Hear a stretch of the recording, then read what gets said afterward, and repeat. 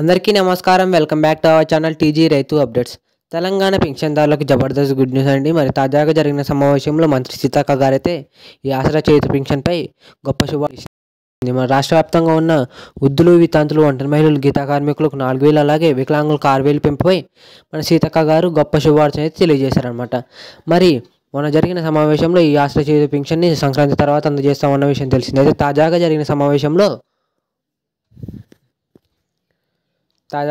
సమావేశంలో మంత్రులంతా ఒక్క చేట చేరి మరి ఈ ఆసరా చేతి పింఛన్పై గొప్ప శుభార్తన అయితే అందజేశారనమాట. మరి ఎప్పటి నుంచో ఎదురు చూస్తున్న ఆసరా చేతి పింఛన్ని మన ప్రభుత్వం అయితే సంక్రాంతి కంటే ముందే, అంటే రేపు ఎల్లుండిలోపు ఈ ఆసరా చేతి పింఛన్ని రాష్ట్ర వ్యాప్తంగా అమలు చేసేందుకు కసరత్తు చేస్తున్నట్టు తెలుస్తుందన్నమాట.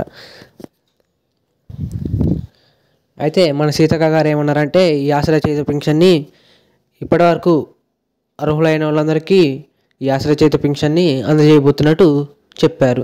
మరి ఈ ఆసరా చేతి పింఛన్ కింద వికలాంగులకు 6,000, అలాగే వృద్ధులు, వితంతులు, ఒంటరి మహిళలు, గీతా కార్మికులకు, అలాగే కొన్ని రోగాలతో బాధపడుతున్న ప్రతి ఒక్కరికి 4,000 పెంచబోతున్నారన్నమాట. Thank you for watching. ఇలాంటి లేటెస్ట్ వీడియోస్ కోసం మన ఛానల్ని సబ్స్క్రైబ్ చేసుకోండి.